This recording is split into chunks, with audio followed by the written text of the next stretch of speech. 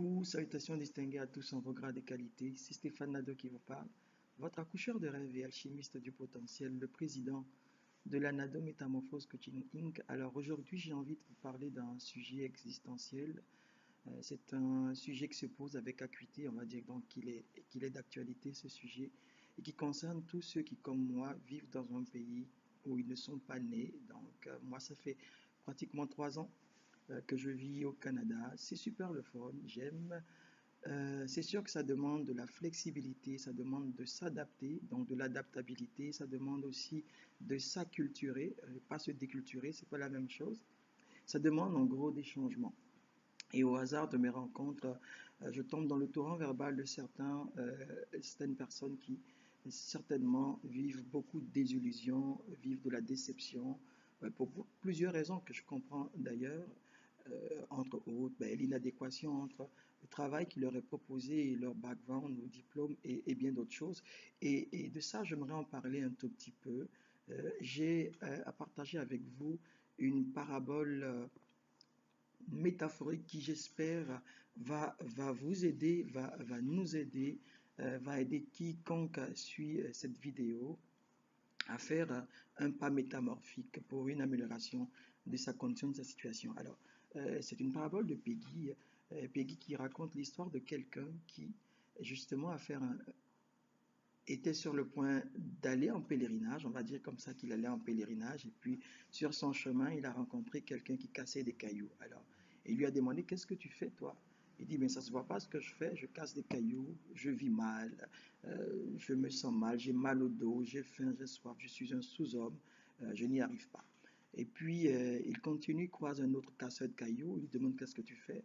Il dit, ben, je gagne ma vie, c'est le boulot que j'ai pu trouver pour l'instant. Et je m'en contente, je suis content, je sais j'essaie de faire ce que je peux. Et le troisième qu'il a rencontré, un autre casseur de cailloux, il lui dit, mais toi, qu'est-ce que tu fais, toi? Il dit, je bâtis une œuvre architecturale, je construis des cathédrales. Alors, quelle leçon tirer de cette histoire pratiquement particulière, j'ai envie de dire? Déjà, on peut comprendre, si vous pensez comme moi, que le premier s'est installé dans la plainte et dans la complainte. Et cela l'a conduit à la déshumanisation, cela l'a conduit à la dépersonnalisation de l'humain. Écoutez, si vous m'écoutez, si vous m'entendez, le plus important, c'est pas ce que vous faites, c'est ce que vous en faites. Le plus important, c'est l'image que vous gardez de vous-même et de l'emploi que vous avez, peut-être qui est momentané. Ça ne vous change pas de faire quelque chose qui, certainement, dans un premier temps, ne vous correspond pas. Ce qui vous change, c'est les jugements que vous en faites. Ce qui vous change, c'est la vision que vous avez de ce que vous faites. Il n'est pas rare de commencer petit et d'aller beaucoup plus loin. Il n'est pas rare de traverser des déboires. Et puis après, ça va passer par le creux de la vague, être rendu beaucoup plus haut vers les sommets. Donc le plus important, c'est les jugements que vous avez sur vous-même et sur votre existence et sur l'emploi et sur les choses que vous faites. Ce n'est pas ce que vous faites qui fait sens. Ou qui fait toute la différence. C'est ce que vous en faites, comme je le dis, qui va faire sens et qui va faire toute la différence. Et si, par rapport à ce que vous vivez en ce moment, vous vous installez dans la déception, vous vous installez dans la dépersonnalisation, vous vous installez dans la plainte, la complainte, votre situation ne sera pas rendue meilleure, c'est sûr. Deuxième élément, c'est que le second, lui, on peut apercevoir qu'il était un peu dans le contentement. Ben, on va dire, c'est à défaut de mieux, il s'est contenté de ce qu'il a. C'est un peu aussi une question de résignation. Le fait d'accepter votre sort ne rend pas forcément votre sort meilleur. C'est pas parce qu'on accepte son sort qu'on a forcément un meilleur sort.